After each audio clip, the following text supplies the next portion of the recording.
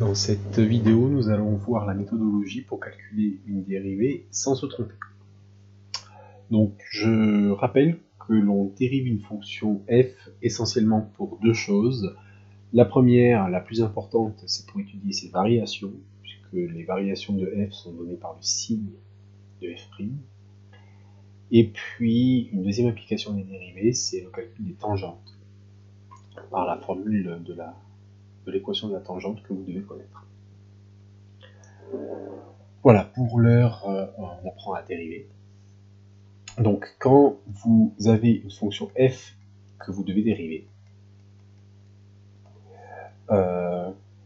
qu'est-ce qu'il faut faire pour dériver la fonction f? Eh bien, il faut se demander quel est le type ou la forme de f. Alors là, il y a essentiellement deux types de fonctions f, pour le bac en tout cas, c'est les fonctions f du type u fois v et les fonctions f du type u sur v. Il y a aussi les fonctions f du type k fois une autre fonction, k fois u.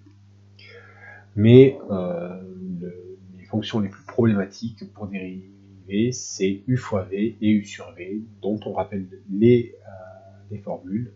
La dérivée de u sur v, c'est u' v plus uv', et la dérivée de u sur v, c'est u' v moins uv' sur v carré. Voilà.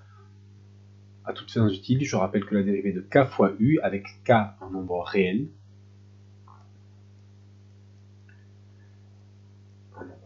c'est k fois la dérivée de u. Voilà, donc vous aurez ces formules à utiliser, plus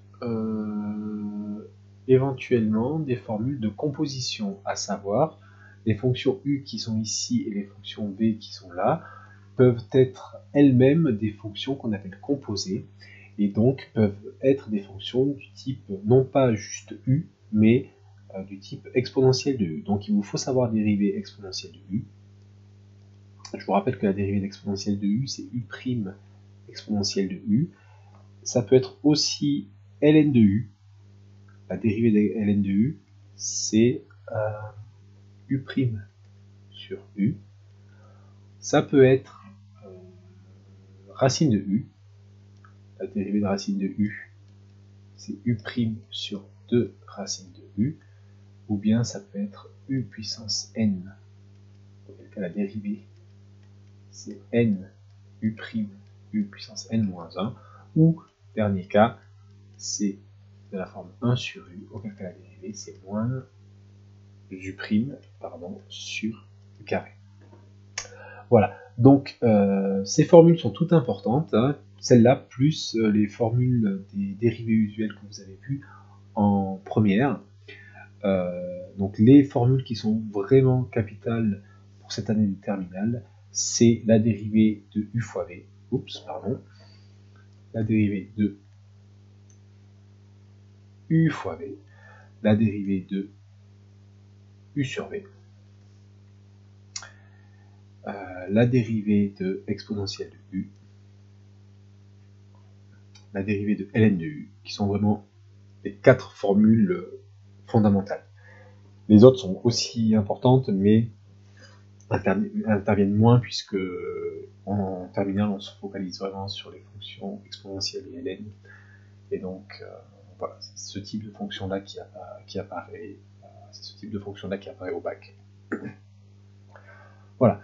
Donc, une fois que vous avez déterminé le type de f, vous appliquez vos formules, vous ne vous pressez pas, vous écrivez sur le brouillon que vos u, que vos v, que vos u', que vos v', vos formules, vous mettez bien des parenthèses, notamment pour cette expression-là.